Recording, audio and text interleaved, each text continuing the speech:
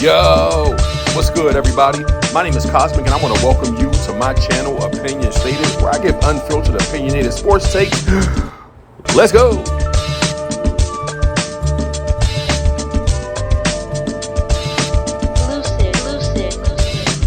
Yo, what's good, everybody? My name is Cosmic. I want to welcome you back to my channel, Opinion Stated, and I have a really good episode for you today. One that is centered around owner of the LA Lakers, or I'm not even sure if she's, sole owner herself. Understanding it's a family business, but you know what I mean? I'm going to get into an article in this episode that kind of highlights the point of the actual topic. If you've seen the thumbnail, then you know exactly what direction I'm headed into. Before I dive into the content, though, do me a huge favor. Like the video. Liking the video helps us cruise along algorithm avenue, helps us get into the presence of individuals such as yourself who are looking for this kind of content. Also, subscribe to the channel. We are about 50 subscribers away from reaching the 500 subscriber threshold. Super excited to be that close. Started this channel, for those who do not know, last May 8th to be exact. And so this journey has been beautiful. Definitely look forward to taking the journey with each and every single one of you, should you find value in the information being shared. But not to belabor the point any further, I'm going to dive right into this content, and I am entitling today's episode, Jeanie Buss is not being honest here. Jeanie Buss is not being honest here. So Jeanie Buss recently came out and made a statement regarding, Anthony Davis and the reasoning behind the Anthony Davis trade, which I found to be incredibly disingenuous and not true. And I want to dive into that. And so there was an article published on basketballnetwork.net that I want to dig into. And in so doing, I'll share my opinion, etc., as we go about. But that article, penned by Nicole Ganglani, is entitled "Anthony Davis was complaining about where he was being played and he wasn't happy. Jeanie Buss on what pushed the Lakers to do the AD Luka Doncic trade." Jeanie knew it was time to move on from the brow. Let's dig in. In a recent interview with National Public Radio, NPR Los Angeles, Lakers controlling owner and president Jeanie Buss talked about why Anthony Davis's unhappiness was one of the biggest reasons she decided it was time to move on from the big man. According to Jeanie, the purple and gold wanted to make moves that would shake up the team and give it an entirely different look, indeed, moving in Luka Doncic. We gave up a lot to get Luka Doncic. We're happy we have him. To that sentence real quick. Just the first sentence. We gave up a lot to get Luka Doncic. That's false. I'm going to call her a liar, but that's just not, that's framed improperly, I'll say. The Dallas Mavericks traded Luka Doncic, Maxi Kleber, and Markieff Morris to the LA Lakers. Maxi Kleber was an active player. I don't think I've seen Markieff Morris play all season in the games that I've watched that Dallas played that were televised prior to the trades here. But Maxi Kleber was playing incredibly, especially with Lively kind of being in and out of the lineup, and also Gaffer kind of being in and out, a little nicked up early on. And so this was Maxi Kleber included in that trade. What the Lakers gave up Anthony Davis, Max Christie, and a 2029, it's 2025 right now, a 2029 first round draft pick. They did not give up a lot here. In comparison to what they got back, bro. Max Christie is a promising young player. He'll fill a role greatly on whatever team, continues to work to develop him and to, help him flourish in his development. But the idea that getting a 25-year-old for a 32-year-old means that somehow you gave up a lot. No, you got back a lot. You got a whole lot. So back to the article. We gave up a lot to get Luka Doncic. We're happy we have him. Of course you are.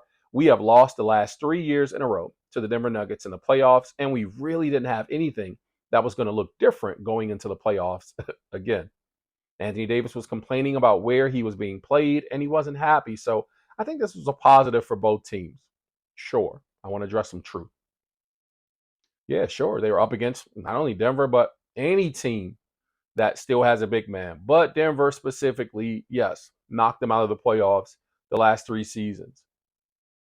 Does that automatically mean that Denver will knock them out of the playoffs should they meet this year? It does not, because injuries factor in, age and attrition factor in also. Clearly, I'm not talking about just age of players, but kind of a decline in their game. And we haven't seen a decline, certainly from LeBron James this season. He's looking as good as he's looked in the last few seasons at this advanced age. Anthony Davis was having a remarkable season, especially to start. He was like the front runner for MVP, having a great season. And so, does it stand to reason that, well, man, because we can't get past Denver, then we need to give up the big man, the only big man that was actually defending Jokic and even wasn't able to contain Jokic. But we'll just get rid of him, and then we'll bring in another guard, another shooting guard, small forward size player. And that's somehow just his extra scoring punch, maybe an ability to distribute the ball, is going to somehow make us better suited to face a Denver in the playoffs. That doesn't even make sense. That literally doesn't even make sense. So this is what I mean by not being honest. Back to the article. Davis, who spent 6 years in Los Angeles, expressed his unhappiness because he believed that he wasn't in the best position to succeed. Exactly 2 weeks before the trade, the 31-year-old big man was on national television pleading with the Lakers' front office to acquire a big man to play alongside him so he could return to his preferred position of power forward. However, the Lakers refused to do that, and trading the 10-time All-Star in exchange for a 25-year-old Luka Doncic showed that they no longer wanted to build around the big man, especially after the soon and unavoidable departure of current franchise player LeBron James. That's not to say that Buss wasn't grateful for Davis's time with the purple and gold, but more so that she believed trading him to the Mavericks in exchange for the Slovenian superstar was the right move to keep everyone satisfied. You see, you see. I think that Jeanie could probably benefit from reading Nicole's words here in this article. Again, as not to come off as so disingenuous. It's like, well, AD was kind of complaining, man, but acquiring Luka it definitely helps our bottom line as a Lakers organization. And AD gets to go and play with some centers. Like, it's a win-win. No, it's a win for the Lakers, an extreme win for the Lakers. So moving on through the article, the Mavericks got what they were looking for. We got what we were looking for. And I didn't realize it was going to be international news like it was, but that's the power of the Laker brand and its ability to draw big names who want to write their own chapter in Lakers history, Buss said. Mavericks got what they were looking for, and we got what we were looking for. Yeah, man, still stands to reason what the hell the Mavericks are looking for. I mean, they had Luka. Like, what are they looking for? AD is no Luka. AD is no bum. AD is no scrub. But AD ain't Luka. AD ain't Luka, bro. Keep it real. In fairness to the brow, his last year with the Lakers wasn't all that bad. In fact, AD made a public plea because he felt that he and LeBron could have still won another championship. Could have still won another championship. This underscores why he's making the plea to the front office. Like, bro, LeBron's still hooping at a high level. I'm ready. I'm in go mode this season. Like, the stats and the previous play are a great example of it. Get me a big man, so maybe it doesn't take such a toll on my body, and I can be around so that we can make one more push for a championship. Shame on AD for asking for it. Los Angeles also had a 27-19 record before the trade and was in a prime position to stay within the playoff race in the Western Conference, barring any injuries. However, Buss felt that even if they were winning a lot of games in the regular season, they still wouldn't have had an advantage against the Denver Nuggets, who kicked them out of the playoffs twice in the last 2 seasons. And I can agree with Jeanie there. There's no guarantee, man. I don't care how many wins you rack off in the regular season, right? There is no guarantee that you're going to win a championship or make it through the playoffs 73-9. That's historical fact. So I can agree with her there. That's why the deal for Doncic was made. Even if the Lakers were reportedly not shopping Davis around, it was a trade that the organization couldn't refuse, and it was one they knew would be a win for both AD and them, thus ending their partnership. Baloney. It was a trade that the organization couldn't refuse, yes. I'm thinking that somehow it was one that they knew would be a win for AD, or a win in the sense that, sure, yeah, he gets to play alongside some centers, but not to actually compete for a championship, which is what he wanted to do in LA. It's a win for LA. You don't have to try to make it seem like it's anything other than it was.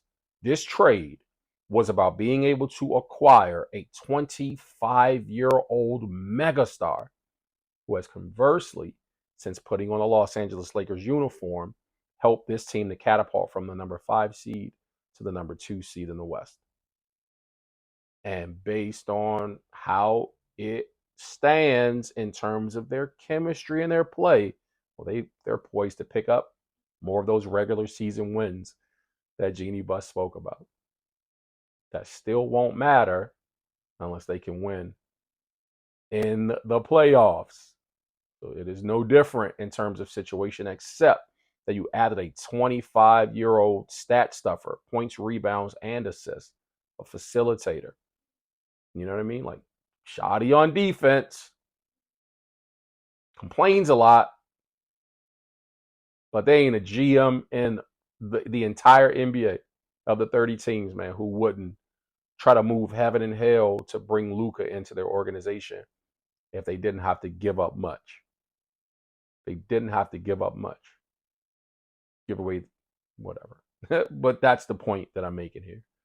Is that, Jeanie's just not being honest. And I don't like it. And it further sheds light on, again, why I held firm in the 2 episodes or maybe 3 episodes that I did on the Luka Doncic AD trade, where I talked about how, the trade is, it still rubs me the wrong way because of the pieces, because of the pieces. AD and Luka are not a fair trade. You'll say, well, yeah, that's why they sent Max Christie in the first round draft pick. It was like, yeah, but that's still not, it's still not even, given that this kid is 25 years old, bro. He has so much upside.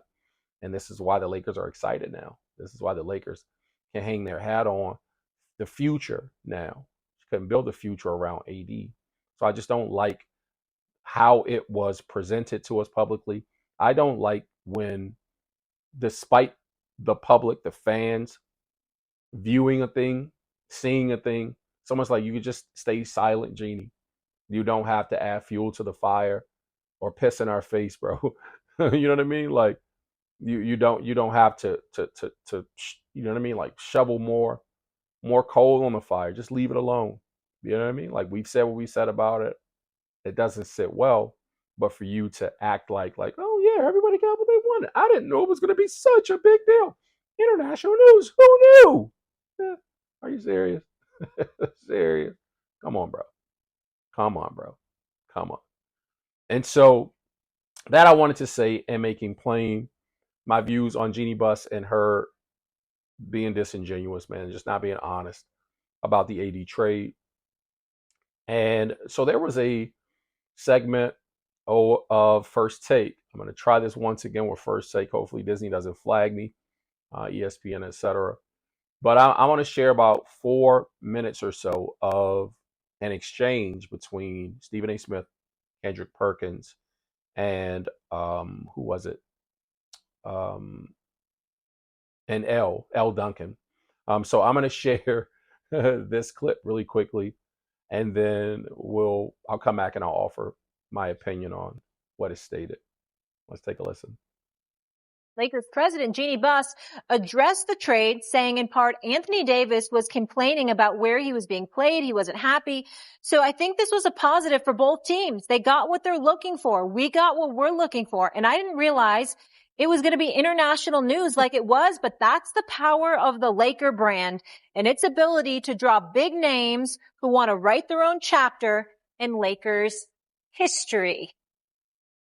This is not a criticism. I love me some Jeanie Buss, the matriarch of the NBA as far as I'm concerned, who's just a phenomenal person as well as the leader for the Los Angeles Lakers. She's the board of governor.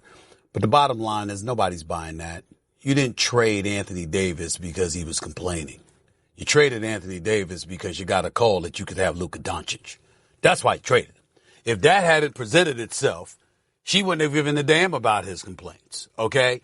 The reality is that it wasn't like the Lakers was someplace where Anthony Davis was unhappy. It wasn't someplace that he wanted to depart from. He was as shocked as anybody else. The issue was he didn't want to be at the 5 position, so he was hoping that they would get some additional help on the front line so he could play his natural 4 position. That was all. It's not like he didn't get along with LeBron James. He didn't get along with his teammates. He hated being in Tinseltown. My point is, that was what happened. So when Jeanie says what she says, respectfully, nobody's buying that. You're acting like there was a reason you pushed Anthony Davis out the door. There is one. And that one reason was there was a superstar, a global iconic figure that was averaging 28 a game in his career, one of the all-time great scorers who became available to you. And oh, by the way, happened to be 6 years younger. That was the reason why. Period. Jeanie Buss addressing, these comments on AD sound like, Jerry Jones on the Cowboys. Because here's the thing, right? When you think about Jeanie Buss, when you think about Jeanie Buss and you think about Rob Pelinka, when they're losing games, you can't find them. You need the FBI to try to help you find them. They know where to be found. They run from the microphone. They run from interviews. All of a sudden, Dallas, Nico Harrison, they gift wrap you Luka Doncic. They called your phone and said, hey, do you want Luka? You said, yeah, we do want Luka. Well, we want AD. Okay, cool. The trade happened. She talked about how people want to be part of the Laker brand, right? One of the most historical franchises in sports. Anthony Davis wanted to win. Anthony Davis was saying, hey, you know what? We won when I was at the power forward position. Don't knock me because I want a center, a big in here. It's proven. When we won a championship, we had Dwight Howard. We had a JaVale McGee. That's how we won. I'm better at the power forward position, period. Anthony Davis delivered the championship to Los Angeles. Okay. I mean, I was just going to say, to your point, when they won the title with AD, he was playing the 5 position about 40% of the time compared to this year, 90% of the time, right? So he had been very clear. I think they took exception to the Shams Charania interview that he did, where he basically expressed the fact that he was unhappy playing the position that he was. But to me, the thing that's bizarre is just that people seem to be upset with Jeannie's candidness. And that, to me, is where I'm very confused about this story and why this is a thing. I love Jeanie Buss, too. I do not believe her that she didn't think this was going to be an international story. It's like the biggest NBA trade of all time. It's Luka freaking Doncic. I don't agree with her that it wasn't going to be a big deal. She knew it was going to be a really big deal. But the idea that she was just open and honest about the fact that, like, look, the dude has said a few different times that he didn't like the position that he was playing, and that's currently where we're at. It was an issue for him. Anthony Davis does not get traded if it's not for a Luka Doncic period. So I agree. I agree with the premise that AD does not get traded if it's not for Luka Doncic. I think what L did here is one of those things that just like it churns my soul, man, because when people are making statements, I'm like, are you listening to yourself? Do you hear yourself talking?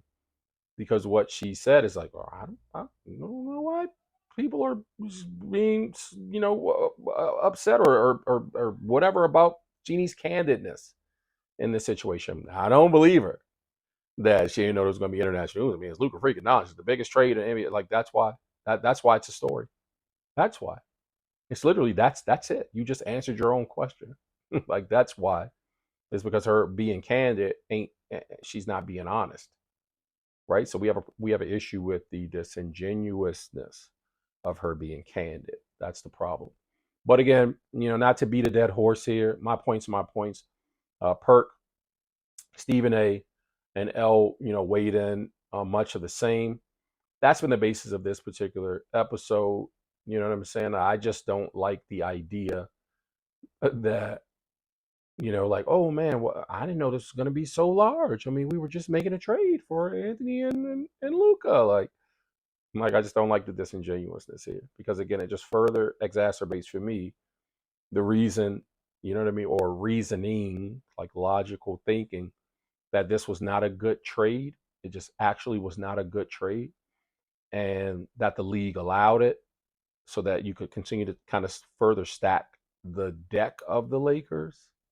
The pieces that they put around Luka, obviously, for the next 7 to 10 years are going to make a huge difference toward them continuing to be contenders. Sure, they were being spoken about in the media all year long, but they weren't winning the way that they are now. They were not even thought to, be a contender in the media, like a serious contender. I wish I could have detailed that a little bit more in that clip. I kind of clipped it out, but L went on to make statements like, when the Lakers are winning, it's like just adds to more excitement. This trade, Kendrick Perkins has talked about Luka Doncic, and this trade is helping to save the NBA. Some are saying that the trade deadline itself is helping to save the NBA because it makes Golden State even a contender, gives Steph, another opportunity for fans to get behind this idea that Steph has another opportunity to make a deep playoff run. And,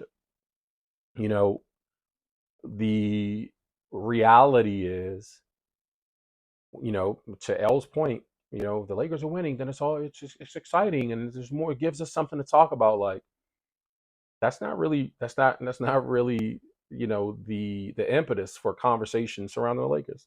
The Lakers are being talked about anyway. The most televised team. They're the most televised team in the NBA. Like this year, literally, according to the schedule. Take a look at it. They have more televised games than anybody else, and that was before Luka was traded there. Every single one of these first takes, whether it's, like ESPN or FS1 or wherever, you know what I mean? The Lakers are constantly talked about when we have a league, even to LeBron James's point in his tweet last week. You have a Cleveland Cavaliers and Oklahoma City Thunder who've been winning all season long with varying styles. We're not talking about why they're successful, how they're successful. Let's talk about that. Let's break down that. Let's highlight those teams and not talking about this one team that is the LA Lakers, who do not deserve to be talked about. Now they're the talk of the town, rightfully, but these hypotheticals created around them all season long prior to this trade was just weirdo talk. And I still, in my opinion, don't believe that they are as structured a title, a serious title contender. I think that they're still going to, kind of, obviously, even when they face off against a Denver, they haven't remedied the how do we stop Jokic or how do we have someone to match up against Jokic. Like that's actually declined a little. And so with the length of a Michael Porter Jr., the length of a Aaron Gordon, and that physicality, well, we know who defends LeBron and Luka. They still have to play some defense on the other end, which the team has been playing great defense. I'm not saying that they haven't, but there is no answer at all for Nikola Jokic if those two teams are to square off. So again, that's been the basis of this episode, man. I want to thank you guys for tuning in. I absolutely appreciate you. Like the video once again if you haven't done so already. Subscribe to the channel as well, man. 500 subscribers loading. I'll catch you guys in the next episode. Until then, take care of yourselves. Blessings.